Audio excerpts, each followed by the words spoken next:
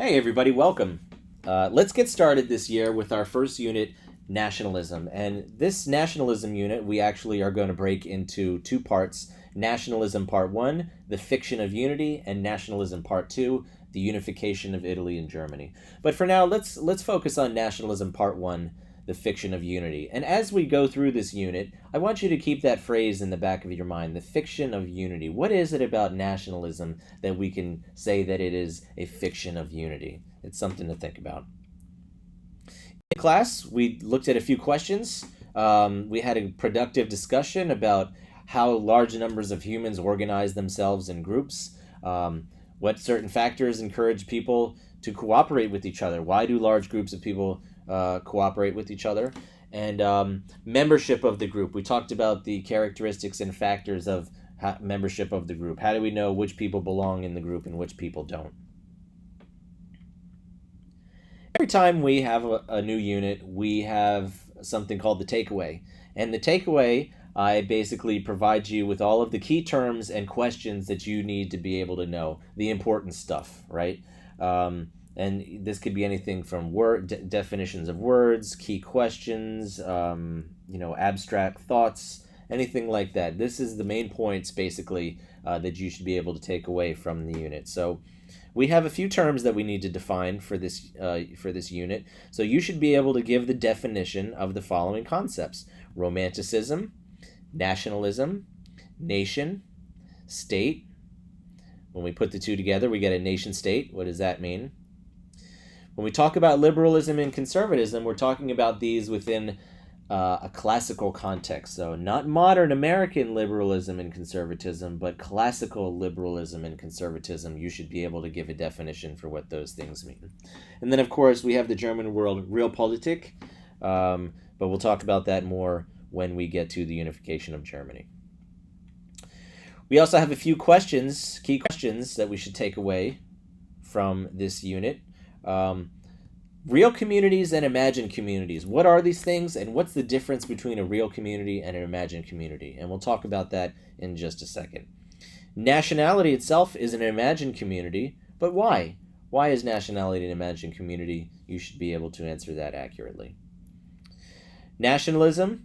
When we talk about nationalism, what caused the rise of nationalism and what caused nationalism to spread? And then finally, how do you create a national identity? How if somebody wanted to create a new nation, a new national identity, how would they go about that? What are the key factors in creating national identity? Okay, so let's move on to a discussion about communities. We talked about two communities here, as we see in the first question: real communities and imagined communities. So what is a real community anyway?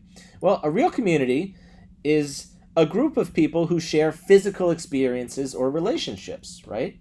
So anytime you can think of in your life where you shared a physical experience or a relationship with a group of people, that would be a real community. So good examples would be if your family, if you live in a village where you know everybody, a sports team is a great example, a class. Certainly Ross School is an example of a real community because you have real relationships with almost everybody here at Ross School, teachers, other people, and even if you don't have a relationship with them, you share the physical experience of going to Ross with them every day and experiencing all of the joys and hardships that we experience here at Ross every day, right? If we contrast this with an imagined community, think about this. We just said in a real community, in a real community, people share physical relationships and physical experiences. In an imagined community, people still identify with each other, but they don't share those physical experiences or relationships. It's not based on real shared experiences. And in an imagined community, members might be complete strangers, but they still feel a connection to each other. So a good example that I can think of off the top of my head might be an online gaming community. If you play video games online and you know some of the other players in the game, you feel connected to them because you both love playing that particular game, but they might live halfway around the world and you might have never met them in your life. You've never shared a physical experience with this person. Another example of an imagined community might be sports fans. Here we can see these Yankee fans cheering at a Yankees baseball game.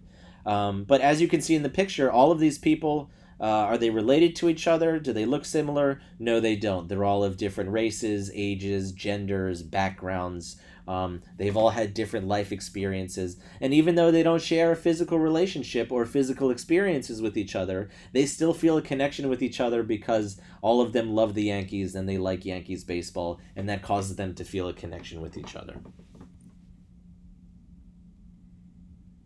Street gangs are another example, an interesting one. A street gang, of course, can be a real community, right? Because they would have the same relationship and shared physical experiences because they would be together and interacting with each other. But national gangs like Crips and Bloods could also be a good example of an imagined community, right? So these gangs, were quite popular in the 1990s and early 2000s. They are rival gangs, meaning that they are enemies. And we could say that these gangs are an imagined community because they are nationwide gangs. And let's say that I am a Blood. I'm a member of the Blood gangs from Los Angeles, right? And if I'm a LA Blood and I travel to New York and I go to Blood territory in New York, and those guys saw me on their territory and they would say, "What up, man?" And I would throw down the Blood sign, as you can see in the bottom left-hand corner. See, it says Blood. These gang signs indicate that I'm a member of the gang, and even though that gang in New York of Bloods doesn't know me, they would accept me because they would say, "Oh, he knows the gang sign. He is a member of the Bloods. Come on in, homeboy." Nationalism is also, or nationality rather, is also an imagined community, right? Do you know every single person in your nation? No, you don't. But you identify with them based on uh, recognition of symbols, similar music, common history, right? So here we can see all Americans, even though we don't know each other, we can identify with each other because we identify with the symbols that we see here. All Americans know what the American flag is. All Americans know what the bald eagle is, the national bird. Below the eagle, we see George Washington, the first president, right? And then to the left of Washington, we see Thanksgiving, a tradition that many, if not all Americans, participate in November. So when we talk about a nation, what does that exactly mean? What is a nation? Well, a nation is a community of people that chooses to identify with each other because they have one or more social, cultural, geographic, historic, political, religious reasons to do so. If we want a quick and dirty definition of nation, we could say that a nation is a distinct cultural group. Different from a nation is a state, right? A state is a political organization that has power over people in a given territory. This would just be like a government having control over a certain territory. If we put the two together, we get the nation state, right? And a nation state is when a political territory is governed by a national group. Now, if we think about countries today, there are very few pure examples of a nation state. Can you think of any countries today where the entire country is controlled by one distinct cultural group? There are very few, mostly because most countries today are a mix of different nations due to historical and immigration reasons. But the closest example I can think of would probably be North Korea, where everybody in North Korea is North Korean, or Japan, where at least 99% of the people living in Japan are Japanese. It's important to remember, guys, that nations are imaginary. They don't exist. They are made up, right? They're not natural. When you are born, you are not born into your nationality. You are in the sense that you're given a passport, but you are not naturally Chinese or Russian or American or Mexican by birth. That is taught to you as you grow up, and we'll talk more about that later. Nations, but for now, remember, nations are imaginary. They're not natural. They're a way to unify people, to bring them together, but they're also a way to control them. So keep that in mind. Now, where does this idea come from? We have to go back to the early 19th century and get a refresher on Romanticism. Romanticism was an artistic movement in the beginning of the 19th century that emphasized emotion and subjective experience over reason and rationality. If anything, Romanticism was a reaction to the Enlightenment. The Enlightenment focused on reason and rationality. The Romantics would say no, emotion, subjective experience, these things are more important than reason and rationality. And perhaps the best representation of Romanticism is Goethe's novel, The Sorrows of Young Werther. And in the novel, Werther is a young man who is in love with Lotte. And Lotte, unfortunately for Werther, is of a higher social class, and she is promised to be married to somebody else. And Werther loves Lotte so much. And the book is written like a journal, so that most of the book consists of Werther writing about his love for Lotte, how angry he is, how sad he is. He can never be with the love of his life. And in the end, Werther commits suicide because the pain of not being with the person he loves is too much to bear, that he would rather be dead than have to experience not being with his true love, right? And that is Romanticism in a nutshell, right? Emotion is primary. Emotion is more important than rationality or living even. Everything is subjective. The Romantics in particular were highly individualist, right?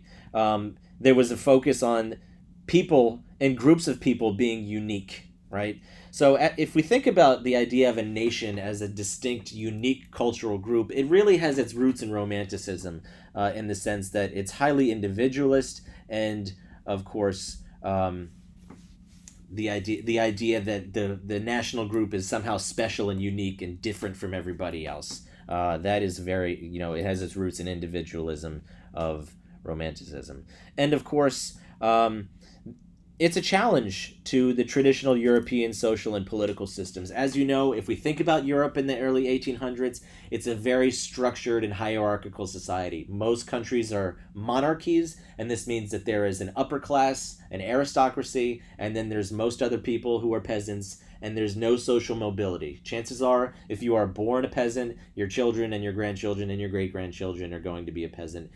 And, of course, the Romantics reject that. They say, hey, people should have more freedom, and they advocate for self-government. Now, let's talk about the rise of nationalism, right? At the same time, in the early 19th century, that we see the Romantics promoting these ideas of popular freedom and individualism and subjectivity, there's also a search for identity. Now, people are not super religious, but they're also not religious at all, in the sense that if we go back to 1555, Martin Luther splits away from the Catholic Church and Catholic teachings, and we have two sects. We have the Protestant Church and the Catholic Church.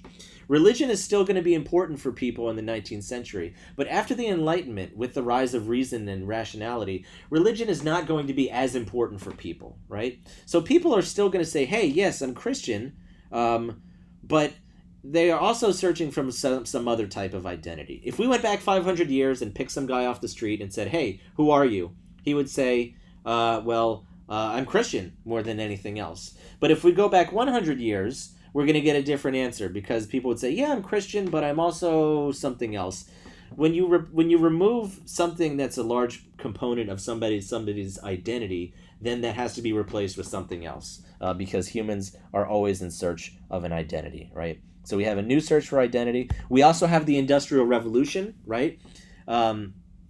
With mechanization and steam power, factories, the economies of different countries are growing. People are moving away from their villages and their towns to go find work. And with the increasing size of the economy and government, we see the creation of a kind of national mentality. So let's say that you move away from your village, your French village in the countryside, to move to the city, and you meet somebody and they say, "Who are you?" They're not going to know. Oh, I'm not they're not going to know my family name. They're not going to know my village name. So we have to create a kind of larger identity that is an umbrella identity over all of these other smaller identities, such as being from a tribe or a family or a town or a province.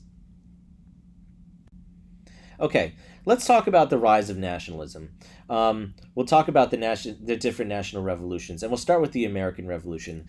I'm sorry, I made a mistake here. We shouldn't call the American Revolution a revolution, because a revolution is when you overthrow a government to create a new society, and that's not what the Americans wanted to do. We should actually call this a war of independence.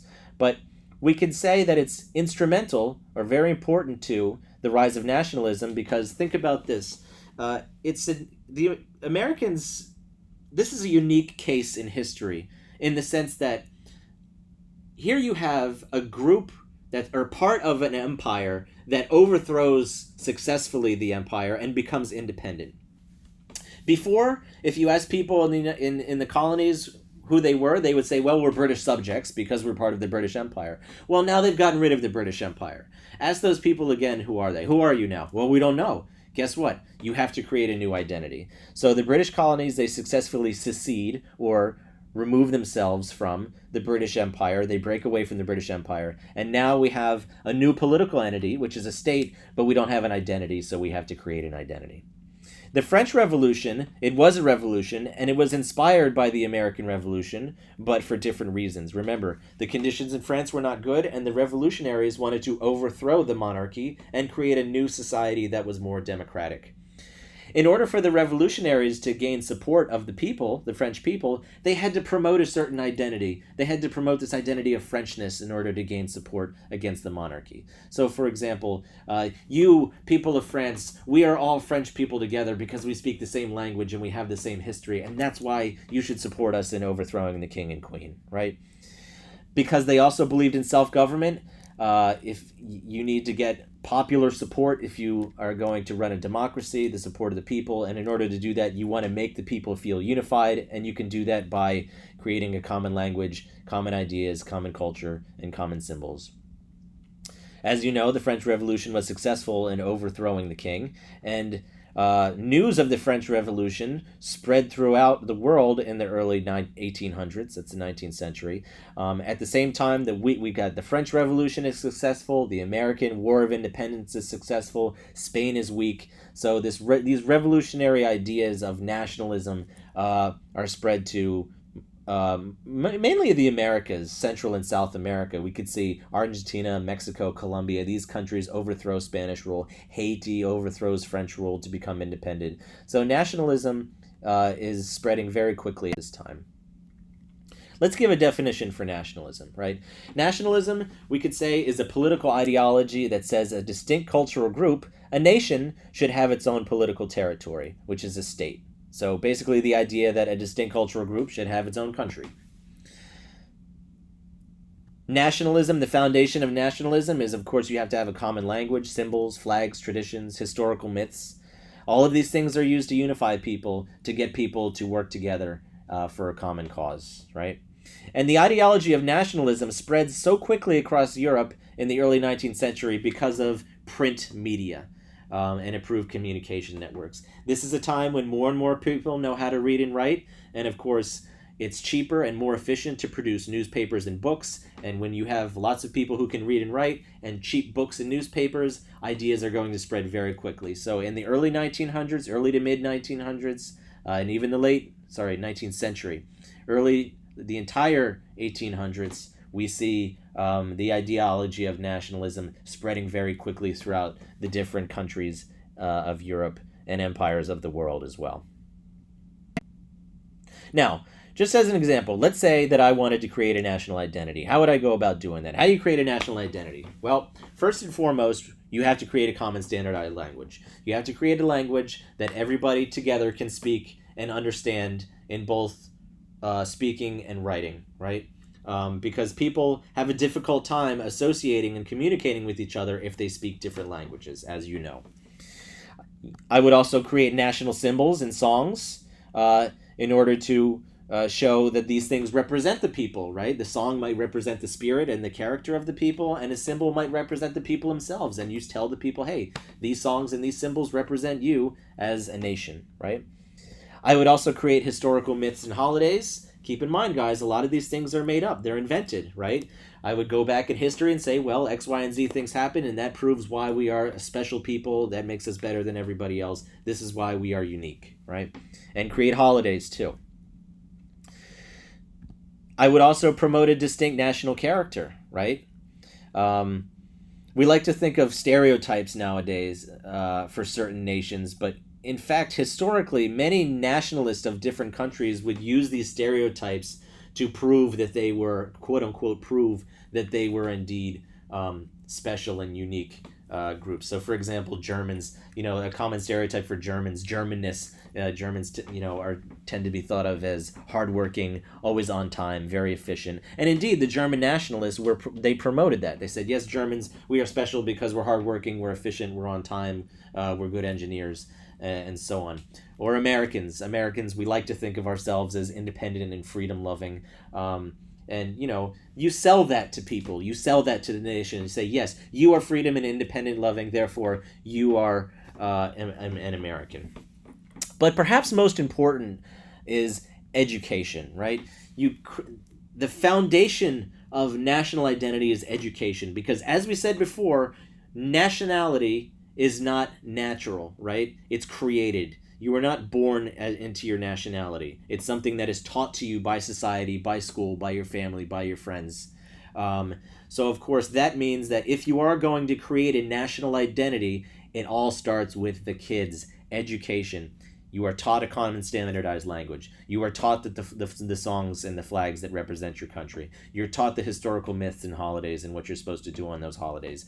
You're taught about your own national character. Yes, this is who you are as a people. Education, guys, nationality, nationalism, it all starts with the kids.